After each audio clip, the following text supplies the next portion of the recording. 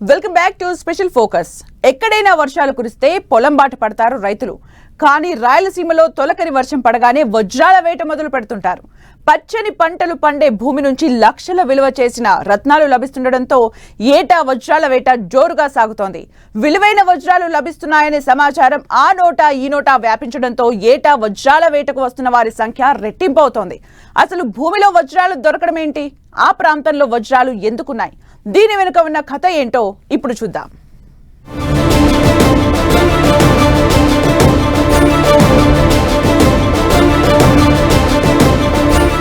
రాయలసీమ అంటే రతనాల సీమ.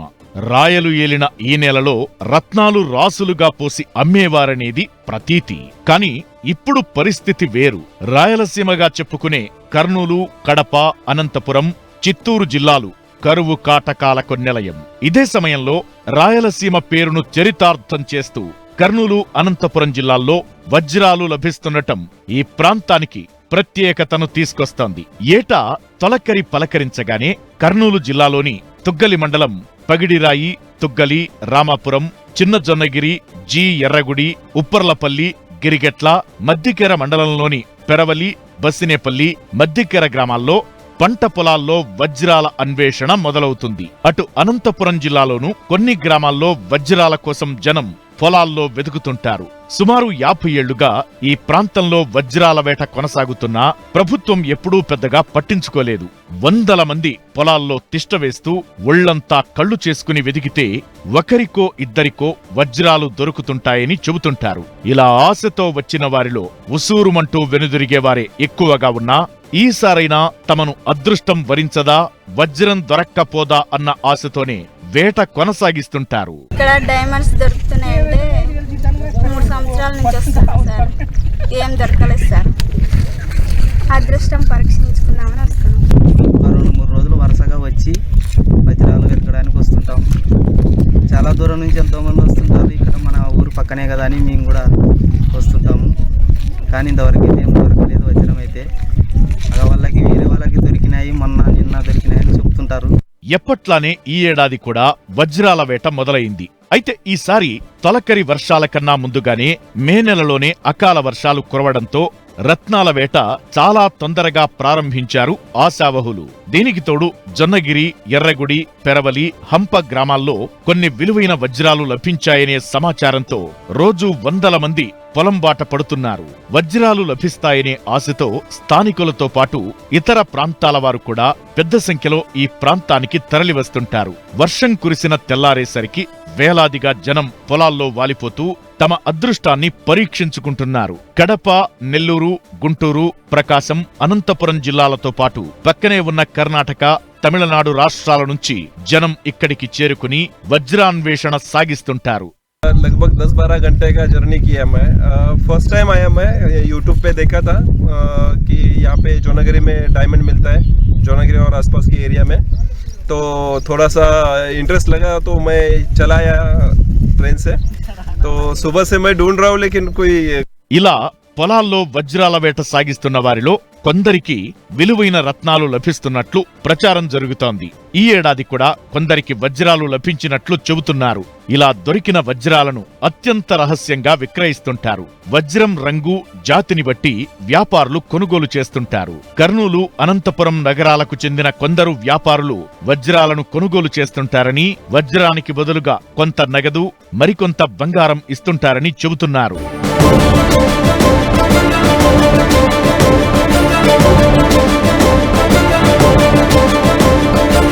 కర్నూలు, అనంతపురం, తెలంగాణలోని మహబూబ్ నగర్ జిల్లాల పరిధిలో కొంతవరకు వజ్రాలు ఉన్నట్లు జియోలాజికల్ సర్వే ఆఫ్ ఇండియా గుర్తించింది. అయితే ఇక్కడ లభించే అన్ని రాళ్లు వజ్రాలు కావని కూడా ఆ శాఖ అధికారులు చెబుతున్నారు.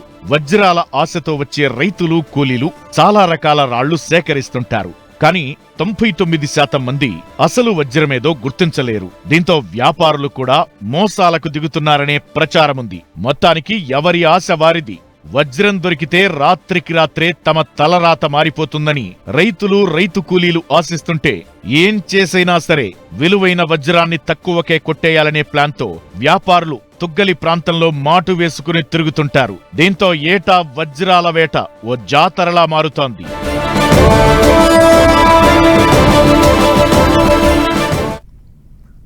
వజ్రాల వేటకు కర్నూలుకే ఎందుకు వస్తున్నారు?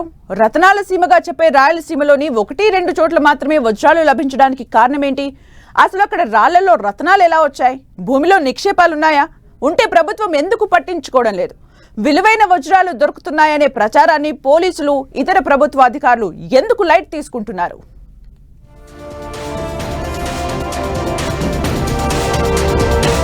రాయలసీమలో వజ్రాల వేట ఇప్పుడు మొదలైంది కాదు. సుమారు 50 ఏళ్లుగా ఏటా ఈ సీజన్లో వజ్రాల వేట కొనసాగుతూనే ఉంది. కానీ ఎప్పుడూ ఏ దశలోనూ ప్రభుత్వం, పోలీసులు, స్థానిక అధికారులు వజ్రాల అన్వేషణను నిలువరించే ప్రయత్నం చేయలేదు. దీంతో ఏటా వజ్రాలపై ఆశతో వెదుకులాటకు వచ్చే జనం సంఖ్య పెరుగుతూనే ఉంది. వాస్తవానికి ఈ ప్రాంతంలో వజ్రాలు లభించడంపై పురాతన కాలం నుంచి ఎన్నో కథలు ప్రచారంలో ఉన్నాయి. శాస్త్రీయంగా కూడా ఆధారాలు ఉండటంతో వజ్రాలు దొరుకుతాయనే నమ్మేవారి సంఖ్యే ఎక్కువగా ఉంది. ఫలానా వారికి దొరికింది అన్న ప్రచారమే గాని నాకు వజ్రం లభించింది అని చెప్పేవారు ఉండరు. అయితే వజ్రాల వేటపై మాత్రం ఏ ఒక్కరూ ఆశ కోల్పోరు. అందుకు కొన్ని చారిత్రక సంఘటనలు చెబుతుంటారు.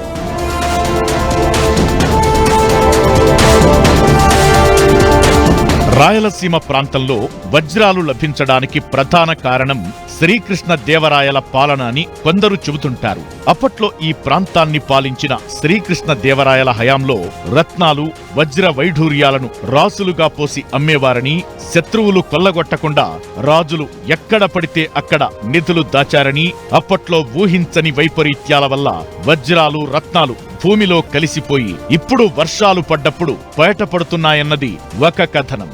అదేవిధంగా ఈ ప్రాంతంలో కొన్ని ప్రత్యేకమైన ఔషధ మొక్కలున్నాయని, వర్షపు బిందువులు వాటిపై పడ్డప్పుడు అవి వజ్రాలుగా మారతాయని, ఈ విషయం కొన్ని వైద్య గ్రంథాల్లో కూడా ఉందన్నది మరో కథనం. ఇందులో ఏది నిజమో గాని ఈ ప్రాంతంలో అపారమైన బంగారు, వజ్ర నిక్షేపాలున్నాయని జియోలాజికల్ సర్వే ఆఫ్ ఇండియా నివేదికలు చెబుతున్నాయి. వీటి ఆధారంగా ప్రస్తుతం పగిడిరాయిలో జియో మైసూర్ సంస్థ బంగారం వెలికి తీసేందుకు భూసేకరణ ప్రయత్నాలు చేస్తోంది. ఇక శాస్త్రీయ పరిశోధనల్లోనూ రాయలసీమలో వజ్రాలు ఉన్నట్లు ఆధారాలు లభించినట్లు చెబుతున్నారు. కార్బన్ ధాతువులు భూమి అడుగున అత్యధిక ఉష్ణోగ్రత, ఒత్తిడికి లోనైనప్పుడు గట్టిపడి వజ్రాలుగా మారతాయని చెబుతున్నారు పరిశోధకులు. ఈ ప్రక్రియ భూ ఉపరితలం నుంచి 140 నుంచి 190 కిలోమీటర్ల దిగువన జరుగుతుందని, అంతకంటే దిగువన లావా ప్రవహిస్తుందని, అధిక ఉష్ణోగ్రత, ఒత్తిడి కారణంగా ఆ లావా ఒక్కోసారి అత్యంత వేగంగా పైపు ఆకారంలో భూ ఉపరితలానికి చేరి విస్ఫోటనం చెందడం వల్ల వజ్రాలు భూమిపైకి వస్తుంటాయని వివరిస్తున్నారు పరిశోధకులు. ఇలా భూమిపైకి చేరిన వజ్రాలు భూ ఉపరితలానికి దగ్గరగా నిలిచిపోయి ఏవైనా కారణాల వల్ల భూమి కోతకు గురైనప్పుడు లేదా వరద నీటి ప్రవాహాల వల్ల బయటపడుతుంటాయని చెబుతున్నారు. రాయలసీమలో కూడా ఇదే విధంగా బయటకొస్తున్న వజ్రాలు వర్షాలు పడే సమయంలో భూ ఉపరితలంపైకి వస్తున్నాయని అంటున్నారు. ఇలా రాయలసీమలో వజ్రాలు దొరుకుతున్నాయనే ప్రచారాన్ని అంతా నమ్ముతున్నారు.